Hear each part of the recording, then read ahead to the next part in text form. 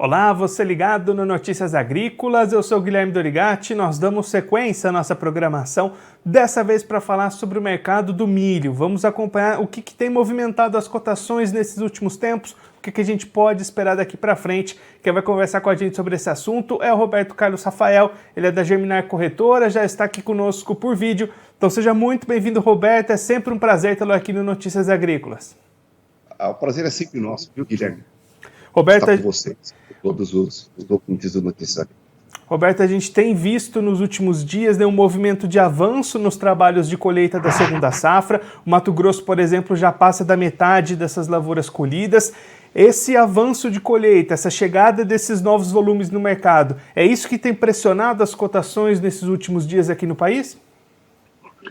Sim, é parte disso, né, Guilherme?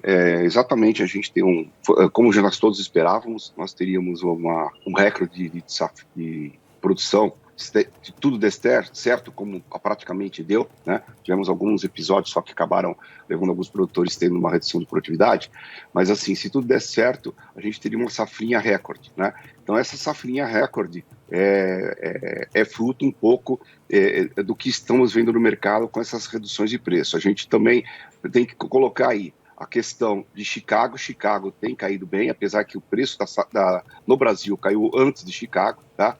E um dos fatores, talvez, principais que a gente está vendo esse ano, muito agravante, é porque, na verdade, a comercialização da soja brasileira, ela está em um ritmo menor. E isso, na verdade, acabou deixando muito produto nos armazéns, e isso está impactando agora na logística, né? Onde a gente tem visto aí algumas cenas de milho que está sendo colocado fora do armazém, mas ainda num período que não tem chuvas e sem problemas de ter prejuízo com qualidade, né? Então, eu acho que é uma sucessão de coisas, tá, Guilherme, que nos está levando a uma situação de preços em recuo já há algum tempo aí. E, Roberto, essa situação, né, das vendas dessa segunda safra, elas estão bastante atrás do que a gente costuma ter para esse período de safrinha. O que levou o produtor a segurar um pouco mais essas vendas nesse ano? Eu acho que o produtor, ele sempre tem uma expectativa de preços melhores, né? Principalmente quando ele vê um dólar, agora de novo com um viés de alta, tá certo? Tínhamos essa questão da guerra com uma retenção de um grande volume de produto que é colocado no trade internacional, que é os produtos o milho da Ucrânia, tá certo? Então, o produtor, provavelmente capitalizado, acaba especulando um pouco mais, né? E também a gente tinha Chicago, que foi bater quase os preços máximos, né? Chicago chegou a bater 8 bushel, né? Próximo de 8 bushel, e então se criou uma expectativa, né? Que pudéssemos ter preços melhores, né? Nós tivemos, na verdade, Chicago caindo fortemente por conta de que a safra americana, apesar de ter sido plantada com atraso também, né, ela acabou no final sendo plantada no tempo certo, e as condições lavouras que abriram o início dessa campanha estão muito boas, né? Apesar de algumas quedas aí que tivemos no relatório da semana passada, hoje vamos ter de novo um relatório de Crop Progress, né? Nós tivemos uma redução da qualidade das lavouras americanas. Mas temos ainda aí 30 dias pela frente para ver essa safra americana. Por hora, ela vai vindo muito bem. Nós estamos agora com um pouco de temperaturas quentes em algumas regiões, mas com chuvas, né? Então, eu diria que se a gente tiver aí mais umas boas chuvas na segunda quinzena de julho, fora essas que nós estamos tendo agora, mais uma outra chuvarada em agosto, é uma safra que vem nos números que o USDA está esperando. E aí, Roberto, olhando aqui para o Brasil, né, a gente tem a B3 caindo bastante nos últimos tempos. Só no mês de junho a queda foi de 5% nas principais cotações. É esse patamar abaixo dos R$90 que a gente tem nesse momento? É isso que o produtor brasileiro vai ter para negociação dessa safrinha daqui para frente? Ali rondando os R$90 a saca? A gente tem que pensar que o game está aberto ainda, tá? Na verdade, existe a possibilidade de preços ainda voltarem a subir, como também de continuar caindo. Eu vou explicar. Subir como? nós teríamos aí dois fatores que poderiam estar subindo os preços do milho daqui para frente. A gente teria um acirramento da guerra entre Ucrânia e Rússia, tá certo? Isso poderia impactar os preços do petróleo. Se os preços do petróleo sobem, eles trazem junto também soja e milho, porque, na verdade, essas commodities também são utilizadas para fazer biocombustíveis, tá? Então, isso seria um fator. Se o dólar sobe, é o caso que nós estamos vendo agora, né? Nós estamos aqui no Brasil, apesar de ser um dos países que menos subiu o dólar nesse ano aqui, né? Porque, na verdade, nós tínhamos subido muito, havia subido muito o dólar no período da pandemia, né? Mas agora nós estamos com uma crise aí política, algumas discussões, questões da liberação das PECs, sem estar no teto de gasto, então aí já começam a falar muito na questão fiscal, as preocupações fiscais, tá certo? E temos também a própria moeda americana vem subindo muito forte. Por quê? Por conta da questão do aumento da taxa de juros nos Estados Unidos. Só para você ter uma ideia, o DXY, o índice DXY, que é um índice que acompanha a cesta de moedas contra o dólar, seria euro, libra, ien, o franco suíço, contra o dólar, ela em um ano subiu 16%. Tá? Então, agora nós temos todo um cenário de que os Estados Unidos vai aumentar a taxa de juros e a gente precisa ver o que vai ainda acontecer com o dólar. O fato é que se os Estados Unidos controlar depois essa questão juros e inflação, esse dólar vai voltar também. Tá? Então, assim, a possibilidade de alta existe pelo petróleo, pelo câmbio e também se nós tivermos algum problema com a safra americana até 15 de agosto. Tá? Agora, se nada disso acontecer, né? Então nós tivemos o recuo dos preços do petróleo, né? Se nós tivermos o câmbio já chegando numa situação, depois até talvez voltando, né? Em função do que os Estados Unidos vai estar fazendo com o controle da sua inflação. O que nós vamos ver é que nós estamos com ainda, na situação que nós estamos vendo, houve um aumento de estoques que saiu agora, o Grain Stocks referente à posição de 1º de julho nos Estados Unidos, subindo quase 6 milhões de toneladas, né, mais um pouco de área maior que foi indicado no relatório de plantio, tá certo? Nós temos quase uma incorporação de mais 10 milhões nos estoques de passagem americanos, que o previsto a princípio são 37 milhões de toneladas, mas imagine se a gente tiver um aumento, deve ter talvez até um consumo um pouco melhor, mas que esses estoques superem 40, 44, 45 milhões de toneladas.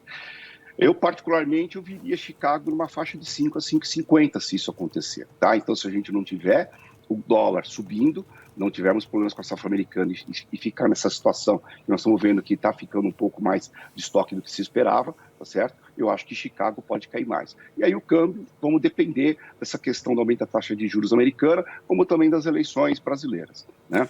Então, eu acho que é uma situação que está aberta, tá, Guilherme? Mas, a princípio, o que nós estamos vendo é que nos parece que aquela preocupação com reduções de estoques começou a diminuir no mercado, né? Então, a gente vê soja como milho que recuaram fortemente aí em Chicago nos últimos dias. E, Roberto, olhando para as exportações brasileiras, a gente já vem comentando isso nos últimos meses, né? Uns números muito maiores do que os do ano passado, ali atendendo alguma demanda que foi deixada pela Ucrânia. Agora a gente teve o fechamento na última semana do mês de junho, novamente essas exportações muito altas, mais de 1 milhão de toneladas embarcadas no último mês. Ainda é resquício dessa demanda deixada pela Ucrânia no mercado? Sim, na verdade, o estimado pelo mercado que teve naquele momento em que nós tivemos o fechamento dos portos da Ucrânia foi alguma coisa ao redor de 2 milhões a 2 milhões e meio de exportações que vieram para o Brasil, para sair do Brasil, tá? Então, eu acho que ainda no mês de junho tinha um resquício, como também já tem alguma coisa de navios que seriam posicionados sabendo que nós tínhamos uma safrinha precoce, tá? Então, eu diria que nós tivemos aí, então, esses 2 milhões e meio a mais, né?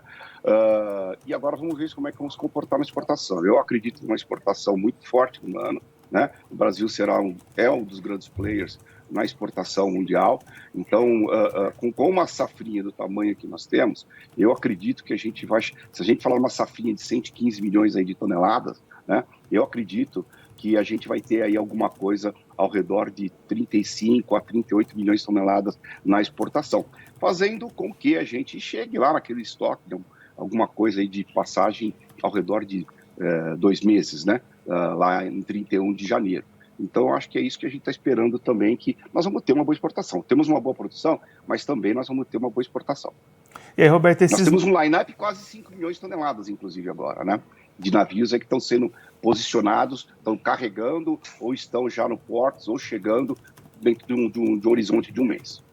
E, Roberto, esses volumes tão elevados nesse primeiro momento do ano, antes até, né, da safrinha chegar no mercado, isso vai comprovando um outro ponto que a gente já comentou em alguma entrevista anterior, que os estoques brasileiros eram maiores do que aquilo que se imaginava, né? Tinha mais milho sobrando do que a gente esperava no país.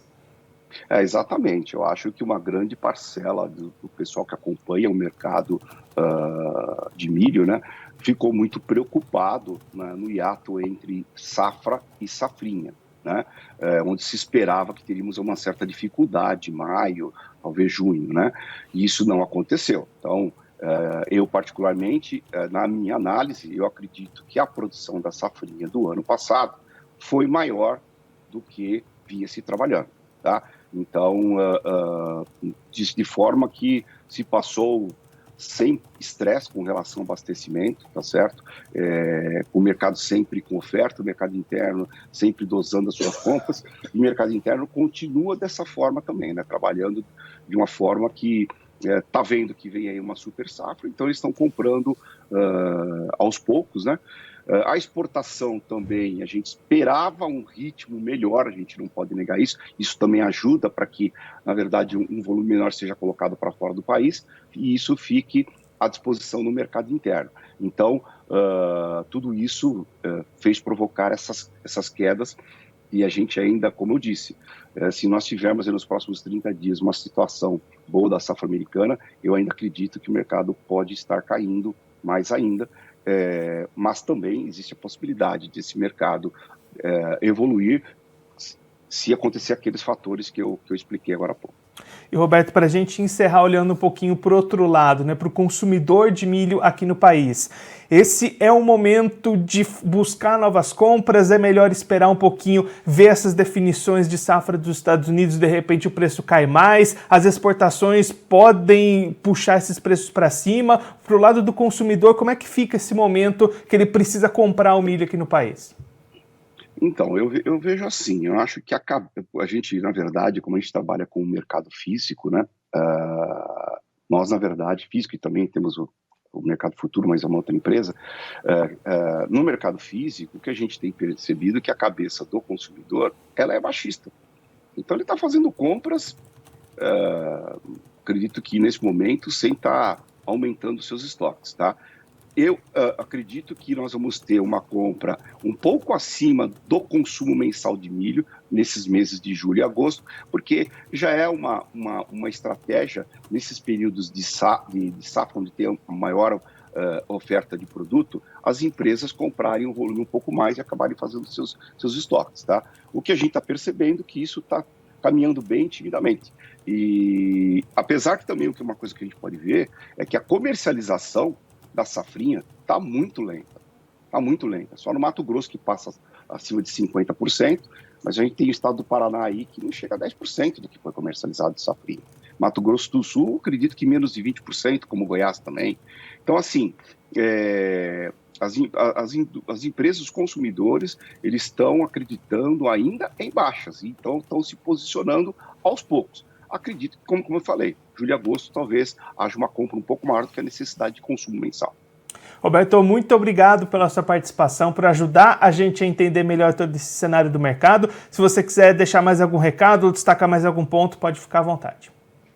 Não, é sempre a gente falando aquela máxima do produtor e tem que olhar diariamente os fatores que estão, na verdade, influenciando o mercado de milho e se posicionando, se pensando se ele está vendo alguma margem está com margens positivas, que acredito que esteja, vá fazendo as suas vendas, vai fazendo o preço médio, porque é um cenário que está aberto para os dois lados, mas eu diria que um pouco mais para uma manutenção de preços ou até um pouco de queda de preços em função de um cenário de excesso de oferta. E eu quero agradecer, como sempre, estar com vocês também, viu, Guilherme?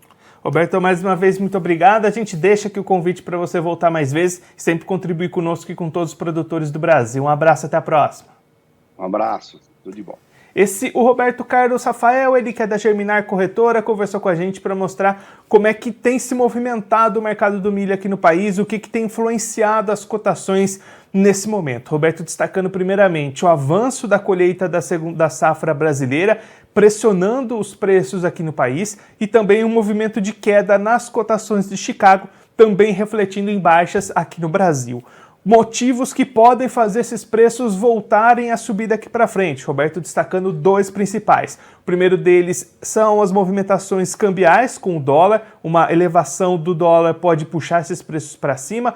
Outro movimento é possíveis problemas na safra norte-americana daqui até o dia 15 de agosto. Isso pode puxar o mercado para cima. Por outro lado, se a gente não tiver grandes problemas na safra dos Estados Unidos, aí essas cotações podem cair ainda mais lá no mercado de Chicago e pressionar ainda mais para baixo os preços aqui no país. De qualquer jeito, os consumidores de milho aqui no Brasil estão aguardando movimentações mais propícias para compras entre julho e agosto, apostando no maior volume da safrinha entrando no mercado, e aí o produtor brasileiro tendo como player importante para esse ano de 2022 as exportações. Essas exportações já bateram 6 milhões de toneladas de janeiro até junho, estão bastante acima do registrado no mesmo período do ano passado. Roberto apontando uma demanda deixada pela Ucrânia no mercado ainda refletindo nesses embarques acima do esperado e um line-up de mais 5 milhões já preparadas para os próximos meses, navios chegando, navios atracando para serem abastecidos com esse milho nacional. Expectativa do Roberto Carlos Rafael de pelo menos 35 milhões de toneladas exportadas nesse ano, que vai ter uma grande produção de milho aqui no Brasil, então essas exportações vão ser importantes para escoar toda essa produção brasileira. Agora, antes da gente encerrar, a gente vai verificar como é que estão as cotações do milho no mercado futuro nesse momento, começando pela Bolsa Brasileira AB3, a gente vai colocar essas cotações aí na tela para você. Vencimento julho 2022, subindo 0,30%, valendo R$ 83,67 a saca. Setembro 22, valendo R$ 86,57 a saca, alta de 0,43%. Novembro 22, R$ 88,99 a saca, alta de 0,45%. E o janeiro 2023, valendo R$ 91,26 a saca, alta de 0,61%. Agora a gente vai ver as cotações lá em Chicago. A Bolsa de Chicago ainda não voltou a trabalhar depois do feriado de ontem, da independência dos Estados Unidos. As cotações voltam a partir das 10h30, mas a gente vai ver como é que fechou esse mercado. Na sexta-feira as cotações vão aparecer aí na tela para você. O vencimento julho 22 fechou a sexta-feira valendo $7,50 o bushel. O setembro 22, $6,19 o bushel. Dezembro 22, $6,07 o bushel. E o março 2023, $6,13 o bushel. Essas cotações de Chicago voltam a se movimentar daqui a pouquinho, a partir das 10h30, horário de Brasília. Eu vou ficando por aqui, mas antes eu só queria lembrar que a premiação da melhor história de um produtor teve a sua data final prorrogada, então por mais essa semana você pode enviar a sua história, compartilhar a sua história de produtor conosco e concorrer aos prêmios da premiação, vai ser bastante legal, não deixe de participar e enviar a sua história para a gente. Eu vou ficando por aqui, mas a nossa programação continua. Daqui a pouquinho tem mais informação para você, Notícias Agrícolas, 25 anos ao lado do produtor rural. Participe das nossas mídias sociais, no Facebook, Notícias Agrícolas, no Instagram, @Notícias Agrícolas e em nosso Twitter, @Noteagri. E para assistir todos os vídeos, se inscreva no YouTube, na Twitch, no Notícias Agrícolas Oficial.